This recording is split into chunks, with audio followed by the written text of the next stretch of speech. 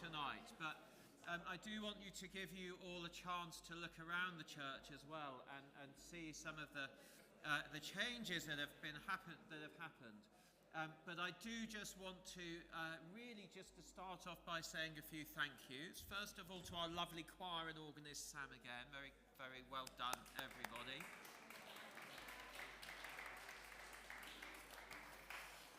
Please do take your orders of service home with you, as well as some information about Evensong and the service tonight.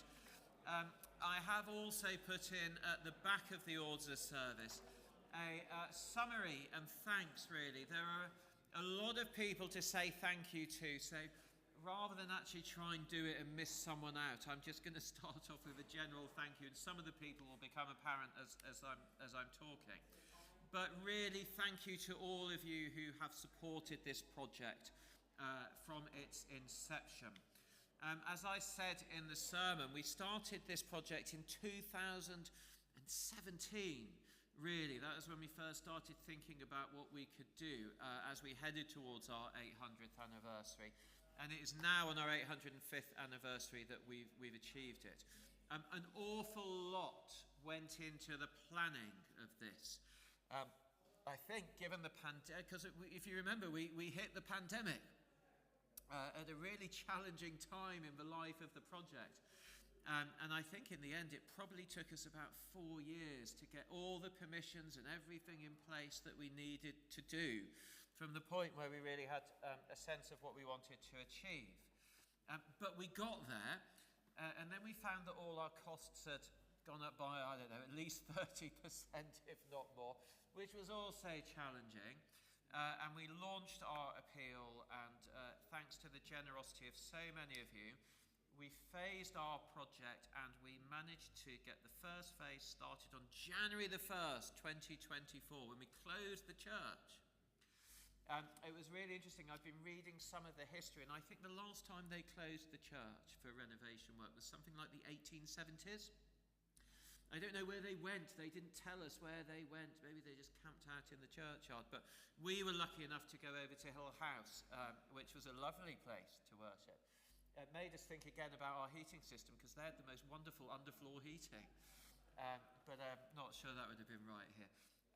But we did, in that first phase of work, upgrade the sound system and the AV equipment.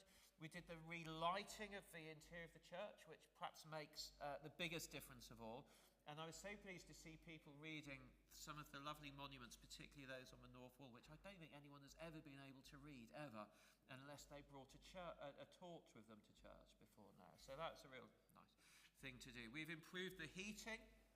We've stabilised the floor tiles. Many is the bride that has pitched forward as she's made her way down this aisle in stiletto. I don't have to worry about it. But coming down this aisle in stiletto heels, you rather took your life in your hands. And I hope what we've achieved is to reuse all the tiles. It doesn't look like a modern floor, does it? It looks still like a very old floor. And yet underneath it now is a lot more electricity and wiring and stuff that was there before. The whole floor was lifted. And lots of new services were laid underneath, and then it was put back down. And we opened up the chancel and this space in the north aisle, which I think you see, I hope you think works really well. A new floor laid here. We did the sort of job that the Victorians didn't quite finish off, because I think they'd run out of money, so we had to put some tiles in this part. And we came back for the summer, and then we managed to raise, just in the nick of time, the money we needed to close again for the last 3 months, when really everything that you see different has taken place, which is the redecoration. A huge amount of plaster work was done. I don't know if you knew this, for some reason, we found lots of oyster shells had been packed into the walls when they were replastering. I don't know whether that's particularly, maybe they just all loved oysters in Hampden and didn't know what to do with the shells, or maybe that was a feature of Victorian plasterwork, I don't know.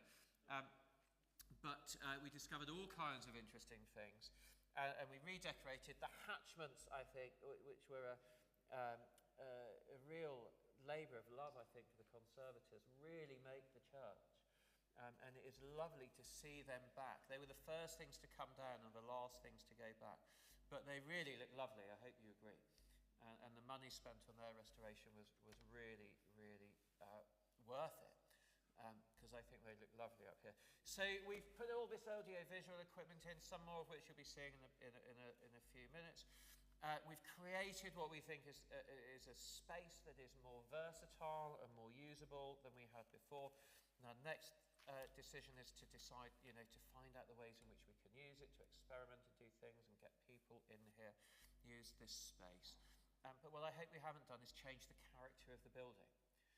We haven't painted anything that wasn't previously painted, even though perhaps the paint had worn off. And I feel we've opened up the space, and I hope you agree with that, but it's still a medieval church, isn't it? I think so. And it all feels very natural. That was our aim. None of it would have been possible without your generous donations. Thank you to everyone. A lot of people who donated are here tonight. Thank you for your donations. You made it possible. Thank you for the raffle tickets and all the other stuff that you did, for coming to the concert. Thank you to Glyn. Glyn has raised over £100,000 through grants that he has got, which is a huge, amazing amount of money. So thank you, Glyn, for that. And you can see, if you look at the back, take it away with you and have a read, and you can see how many different places supported us with grants. National Lottery Heritage Fund. The diocese supported us with a £30,000 grant that I think the National Lottery was £60,000 grant. Diocese supported us with a £30,000 grant, which paid for the visual elements of the system.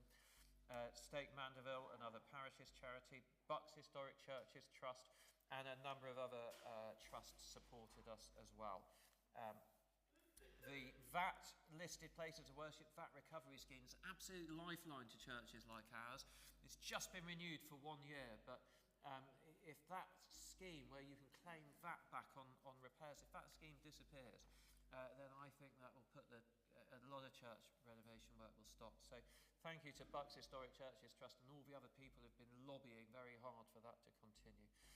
I say thank you to everyone else, and there's a list of our contractors and some of the people who took part in that side. But I also want to say thank you to Jenny, who is here, who led this really from the DAC, from the Oxford Diocese, and from the regulatory side, liaising with all kinds of wonderful people like the Victorian Society, whom I love,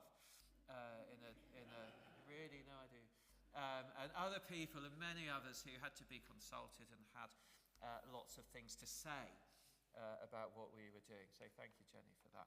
It's all there in the back. The last thing I want to say is our work goes on, and as I said before, now we have to try and we're putting into practice all that stuff that the PCC were thinking about back in 2016 and 17. We need to get 20 chairs for the church. We've borrowed them from the village hall. They need to go back to the village hall in the morning. We are hoping to buy 20 chairs that we can use in the chancel. It just really liberates the church for small groups and for our own services in the chancel. You can see, would someone like to lift up the chair? It's a really light chair. Is Jim on the sit here? If Jim is our model. I'm not going to ask Jim to get up. Jim is sitting on the chair that we hope to get. It's a really, really good light chair. You can sit in it too before you leave. And if you like it as much as Jim and I do, then you can sponsor a chair. So here it is in the back of your order of service. If you need a pen, just speak to me or Kaylee. You can sponsor a chair tonight.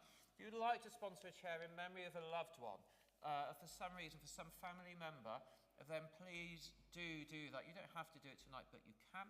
You can fill in a form. You can give it to us. £325 will buy one of these really, really lovely chairs. The ones we get will be stained a little darker colour to fit in better with our medieval woodwork. But that's the one they give to people to test. They're really, really nice chairs. You can read about them here. And please do sponsor one if you are able. That's a really lovely thing. And we'll record the names of all those in whose memory chairs have been sponsored in a special book as well. And lastly, as I said before, the work of the church does go on. So if you don't yet give regularly to support the life of Great Hampton Church, we would love it if you would. It's really, from our perspective, it's much better if people can give regularly than even if they give, irregularly in a whatever. So I will leave this with you. There's a leaflet you can pick up called the Parish Giving Scheme, which is a really good way to support the life of our church financially. You can do that. You pick up a leaflet, fill it in right now if you want, or you can take it home, or you can scan the QR code. There are endless opportunities. But if you would be kind enough, if you don't already support us, if you felt able to support us on a regular monthly basis, that would be the best way that you could be playing your part in supporting the life of the church and making it all possible. My very last thank you tonight is to Cynthia Blackburn. She has lent us her husband since sometime around 2000. She got him back a bit for the pandemic, but really not much after that. Cynthia is back. Thank you very much. That's a big thank you to Tony, who is our project manager. Now, have another drink, have something to eat. Do have a look round and see some of the things, and we're just going to show a few of the pictures on the. You didn't know we had a screen. We have a screen. Wait and see. Here it comes.